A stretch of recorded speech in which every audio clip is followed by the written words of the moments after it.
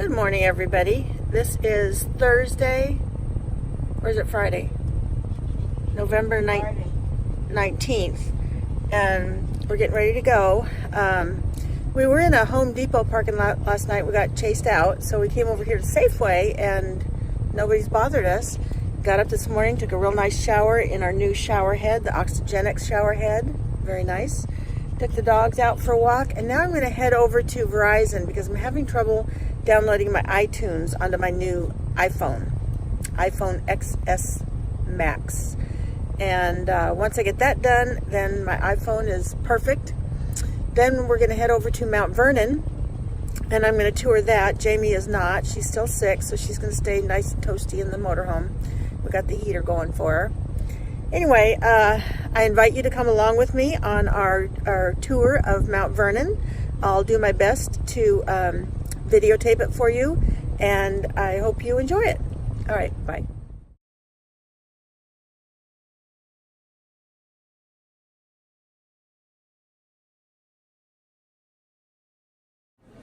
Okay, here I am at Mount Vernon, George Washington's home. I'll show you. I haven't even done the tour yet, but I've been shopping.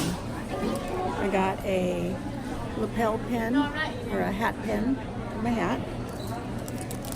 I got a spiced mug mat. It's a coaster. Pretty cool, huh? Oh, and these gloves. These are really nice gloves. Pair of gloves. I got a postcard for our refrigerator in the motorhome. And I got myself a purse. Oh shit. Got myself a purse. There we go. All right. Now, in the next order of business, I'm going to get something to eat.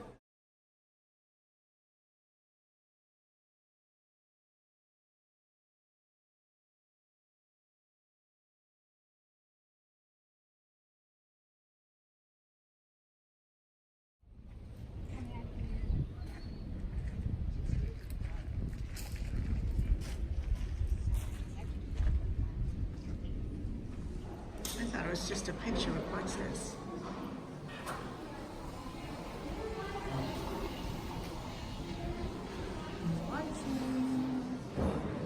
Kind of cool, huh?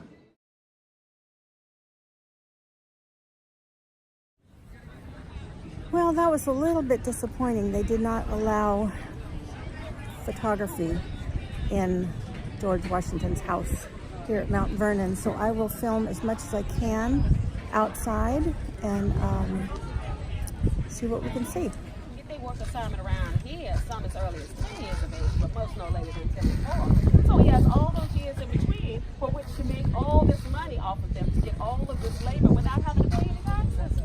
Isn't that smart? Right, smart. And it's still on. This is the life that we have right here. So I've got my 6 children. I've got my beloved Peter somewhere. And I work right here in the mansion house. But he knows the book. Oh no, that's Lucy and Nathan now, ever since Hercules up there and all. Oh, well, I prepare some meals for them, but I'm not the house head, if that's what you mean. That is a title that is not bestowed upon me.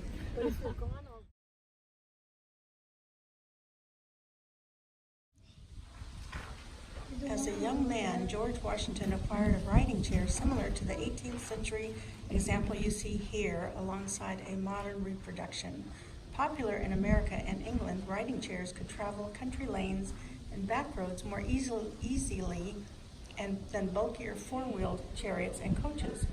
Writing chairs were relatively inexpensive in comparison to other wheeled vehicles, and the form was used by members of all social classes as an easy way to travel the rough Virginia terrain. Washington's vehicles. George Washington had several horse-drawn vehicles. Slaves, including Joe, a driver, and Jack, a wagoner, took care of the Mount Vernon vehicles. Travel during the 18th century was difficult. Poorly maintained roads meant that even short journeys were hazardous and that vehicles wore out quickly. Coach houses accommodated the variety of vehicles which Washington used for travel, including a small coach similar to the one you see here. Both this example and Washington's coach were made by well-known Philadelphia heritage makers David and Francis Clark. So, yeah. So, also, I understand. I hope you won't be embarrassed. I understand that you are a direct descendant of a signer. Yes. Can you tell us which one? Robert Morse, who was the first senator of Pennsylvania. And we've been doing a little bit of research since we've been here, and we found that George Washington's written at least 3 letters to my great-grandfather, so we're going to read those online. And then we're trying to find the visitors list so we can see if he actually ever stayed here. Yes, they have come up with a list. Right. I heard there was a list. There is a list. There is a list. And I have a copy of it. I have a copy of it up in our office. If you have trouble, if you have trouble finding it, okay? So I'm really, so not only are you a veteran, but you're a descendant of a signer of the Declaration. What a wonderful family history to have. So I'm going to ask you each. Okay, so what you're going to do is take. You want me to hang that? That'll work for you. Okay. So one hand in the back, one in the front. Okay. You're going to be careful to step up there and go about halfway back. And right there, put it down, and then kind of stand behind it for a second so that your families can get a good shot. Yeah. Okay. Now just deep breath. My camera decided to pause on me. Well, mine does that to me all the time. Got it. Very good. Gentlemen, yeah, watch out. There we go. Come out here. And how about a nice salute for our commander in chief? Okay. Present arms. Order. Arms. Thank you so much. Okay. And would you stay? Both of you stay afterwards. I'd like to give you a certificate. Okay. Okay. Now my brave reader. Oh, 1 minute, the wife's gonna get. All right, and what's your first name? Lynn. Glenn? Lynn. Lynn, okay.